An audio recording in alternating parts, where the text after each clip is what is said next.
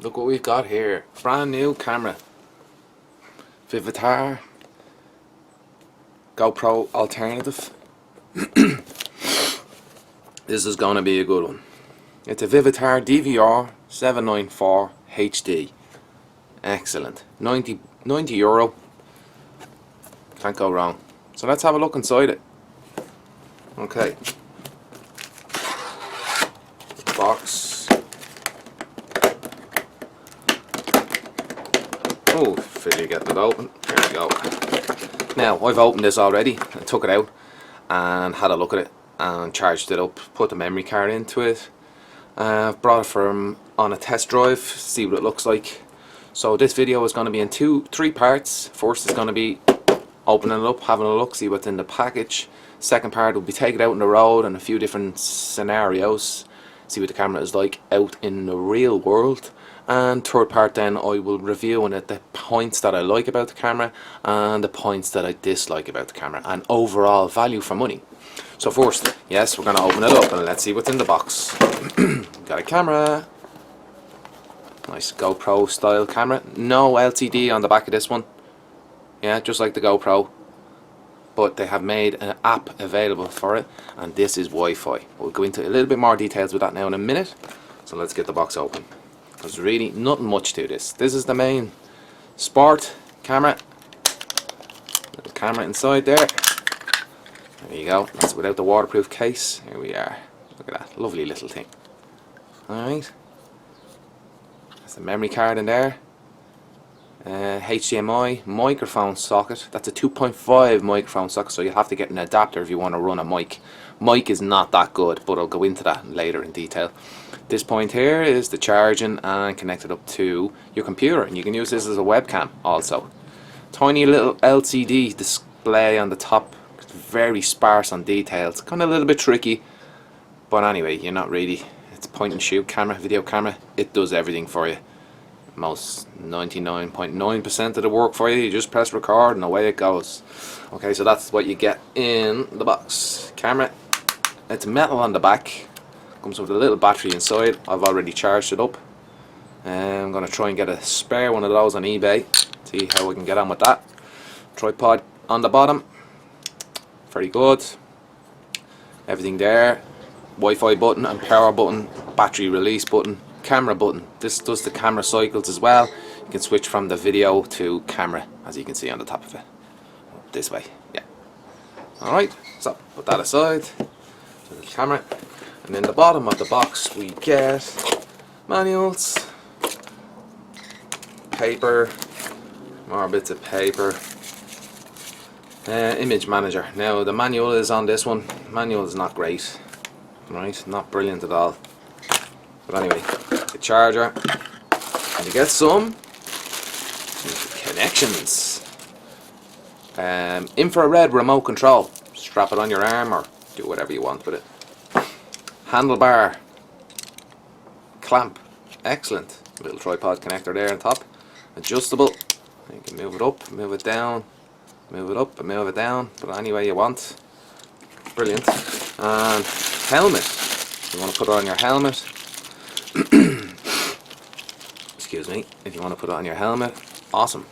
Yeah, get that with it. And a little sticky pad as well, 3M sticky pad in there. 3M sticky pad. I hope you can see that. There we are, yeah.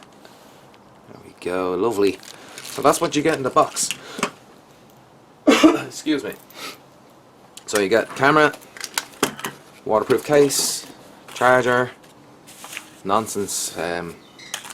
Manuals, nonsense, absolute nonsense. Don't really need anything there. Now, camera. Okay, so some of the basic settings on the camera. Let me just zoom in there a little bit. There we go. Basic settings on the camera. Not much to it. You just turn it on. Turn it on. Use the power button. I think it's a little beep.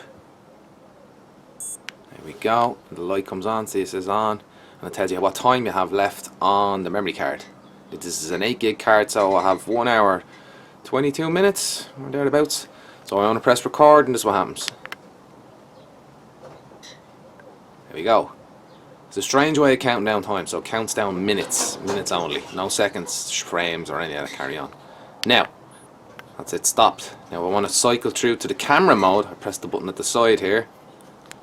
Now as you can see, it's in high-low mode, so it's changed the resolution in video mode. As you can see, the video one's still on top. And now we can press it again. Now it's gone into low mode. Press it again. And it's gone into camera mode, and that's low camera, so over 999 photographs I've taken out of it. And put it into high mode, still 999, that's as far as it goes up. And then I cycle back into high, that's HD, full HD video mode. So I've got 1 hour 21 minutes left on this. Brilliant. Okay, so settings. There is no settings on it, but you can download an app from the App Store for your iPhone or your Android and adjust some of the settings. Not much. Not much than what you can do here. You can adjust the color balance, but like that again, it does not lock on whatever colour balance you put into it, so that one's a bit fiddly, but I'll talk a little bit more about that later on the review section. This is sheerly just the camera part of it. So this is what you get in the box for €90. Now the alternative for this one is the GoPro, which comes with this camera, no Wi-Fi, comes with HD also as well.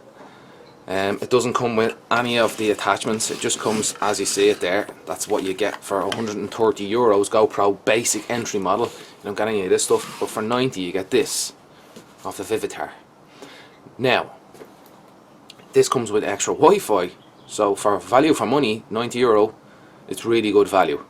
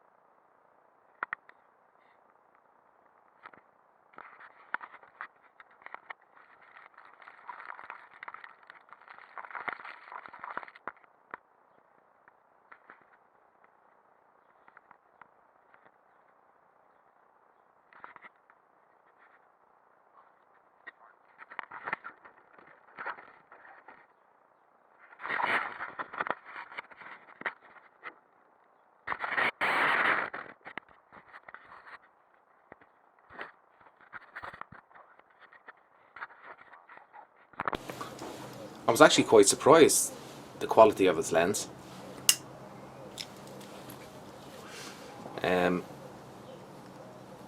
You know, it's a good solid quality camera. Yeah, it's got Wi-Fi. It's got all the bells and whistles. I haven't got my Android phone on me now, but you can connect the Wi-Fi to that one and view whatever's coming out of that through the screen on your Android phone, which is really great. The Android phone I have is not the greatest, it's the cheapest probably Sony one, Xperia you can get, so it's a bit laggy. But I did try it on the iPad, and the iPad seemed to work a lot better with this particular camera. I would recommend, you know, a reasonably good quality phone to operate the Wi-Fi. But saying that, any Android phone that can download this app can simply pause and record and stream it. Now it will be a little bit glitchy, but you don't mind so much once you can kind of see and frame it to know where you're going to point the camera, because it is quite a wide lens, as you will see. Now when I did go out, as you'll see in the video, I went out and recorded, and I put the camera at the very top of the windscreen of the car, and you can actually see the very lower end of the dashboard of the car. So that will show you how wide this lens is actually. It's got 180 degrees of vision, so it makes everything look curved and barreled. So it's very interesting. Now, as I was saying, this is not the type of camera you could do an interview with, but you know, you could do an interview with it. It has got a microphone jack in it. You know, you will have to have a small microphone with a converter, a 2.5, a 3.5 to 2.5 jack converter, which just reduces the size, and which you put it in there. Now you won't be running it with the case, and I wouldn't bother drilling a hole in it, because that would just render the case useless. So I would take that out if you're going to use it for an interview or something silly like that. Yeah, you wouldn't bother using this for the sound. You'd probably use a zoom recorder or something more like this. Oh, here's the rain. Something more like this, or you know, a zoom recorder, a microphone or something. There's some options. I know there's always in, but last call you could use this as your microphone, and you know, you get audio out of it. It won't be great quality audio, but it's audio nonetheless. Now, some of the alternative functions on it. Obviously you can use this camera as a webcam. You cannot use the full HD on it. It will reduce it down to 240 by 360 or thereabouts. But still it'll give you a wide angle view. So if you're interested in kind of buying a camera slash webcam, yeah, this is a good option. You can use this as a webcam. It could double as both, which is good. Now, as I said, but the microphone isn't great on it. Probably one of the worst microphone qualities I've ever heard. That would be one of the bad points. One of the bad points, I might only have 2 or 3 bad points. Obviously microphone will be one of the bad points. The ability to change the colour tone on it. What happens is when you get variant light colours, so let's put into example, in the video you'll see I'm driving around, and if a cloud comes along, you can see the tone of the picture changing. Now ultimately I would like to lock that into one of the settings, like cloudy or incandescent, or you know, sunny day. You've probably seen those settings on cameras before. I would prefer just to lock it into one of those, and it would stay at one of those, and that means then I can just change the color tone in Premiere Pro or my production software. If I drive through clouds, or if I'm going on a bike and I'm going through bushes and it's blue on one side, and then what happens is it will go from brown to red, and red to brown, and then to blue, and you could see this color cycling. Now that is a big down point on this camera, that it cycles from those spots. So having it and being aware of that is a big factor. You know, if you want to get on your bike or get in your car, ideally you need the app to set that up so you can adjust the color tone, not to auto. It will always default to auto, and you could change it to any single one of those. I prefer cloudy because it kind of gives it a warm feeling, gives all the footage a warm feeling, and that, which is not bad, because what happens is you can get a sunny day can make it red, you know, incandescent can make it look yellow, etc. But I find that the orange one isn't too bad, and it's really easy to colour correct afterwards. But if it's cycling from one to another to another to another, that means I have to edit it just before the filter cuts in, and then I have to edit it, cut it, and then adjust the colour tone to the other one, which is a bit of a pain in the neck. But how, you know, for the average user is not going to worry about stuff like that. But for more, you know, budget professional, that becomes a bit of a pain. So on the budget professional market, yeah, it's great value for money, excellent value for money, but just to be aware of that, the auto color balance kind of gets a bit irritating, and I wish, you know, Vivitar could, you know, offer it an upgrade, a firmware upgrade, to say, okay, we can lock it at 1 and it will stay like that until you ask it to do another one.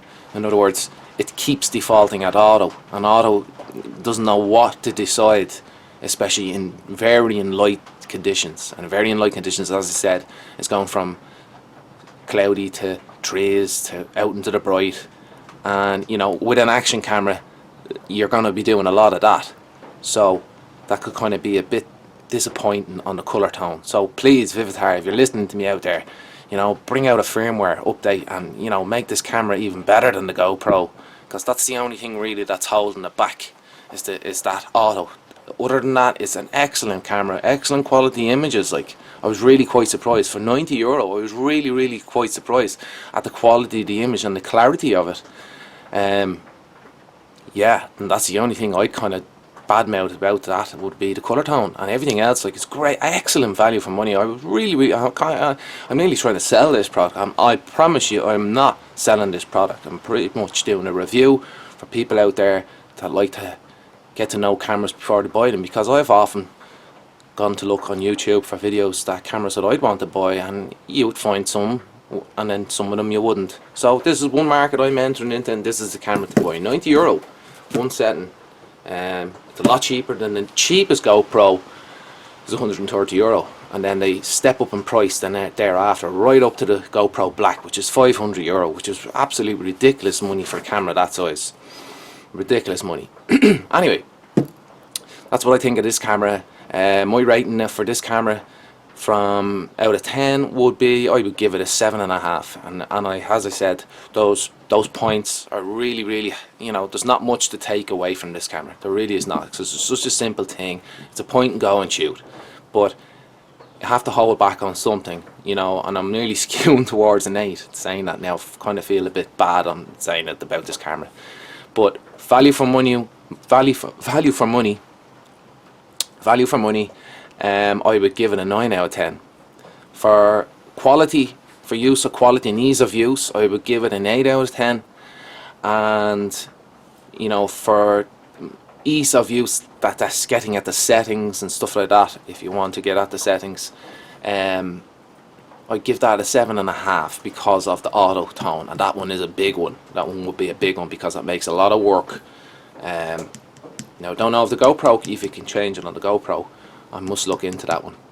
But anyway, I'll leave, if I do find some information on about the GoPro, if you can change the auto white balance, it's called. The auto white balance is the technical name for this, and this one is on auto, obviously.